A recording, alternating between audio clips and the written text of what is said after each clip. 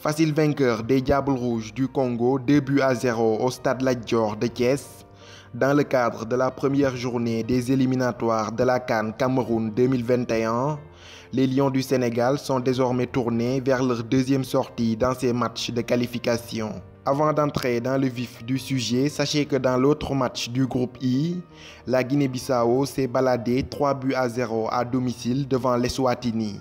Un excellent résultat qui place d'ailleurs les Djurtous bissau-guinéens à la tête de ce groupe I devant le Sénégal grâce à un goal average de +3. Battus lors de leur première sortie dans ces éliminatoires, le Congo et l'Eswatini occupent respectivement les 3e et 4e places de ce groupe.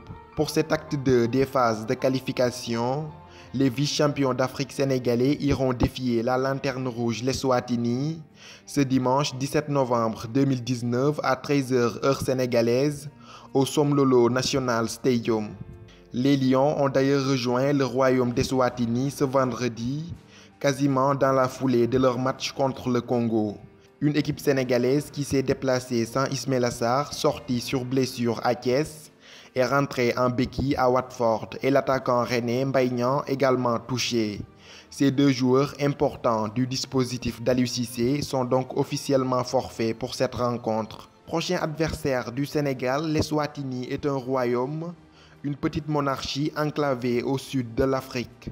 Anciennement nommé Swaziland, ce pays est plus réputé pour ses réserves naturelles. D'ailleurs, en 61 ans d'existence, jamais dans son histoire, l'équipe nationale d'Eswatini n'a participé à une phase finale de Coupe d'Afrique des Nations. Pire même, les Eswatiniens sont même habitués à prendre des raclées mémorables sur le continent africain, comme ce fut le cas un soir de 22 mars 2013 où ils avaient encaissé 10 buts face aux pharaons d'Égypte. Surnommé Silangu Semnikati, qui signifie le bouclier du roi en langue locale, l'équipe nationale d'Eswatini occupait la 150e place du classement FIFA du mois de septembre 2019. Leurs couleurs traditionnelles sont le bleu et le blanc et ils ont à leur tête un technicien serbe du nom de Kosta Papic. Le joueur le plus capé de son histoire se nomme Tonit Sabedze, qui a renfilé la tunique bleu et blanc à 68 reprises. Le meilleur buteur de l'histoire de la sélection eswatinienne se nomme Félix Badenhorst, auteur de 13 réalisations avec son équipe nationale.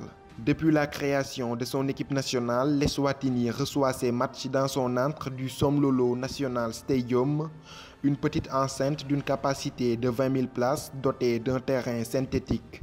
Ce stade a été construit en 1968 et sera le théâtre de l'affrontement entre le Sénégal et l'Eswatini, une rencontre inédite comptant pour la deuxième journée des éliminatoires de la CAN Cameroun 2021. Après son succès 2-0 contre le Congo, le Sénégal tentera de réussir la passe de 2 afin de s'emparer de la première place, pour l'instant occupée par les Djurtous bissau-guinéens.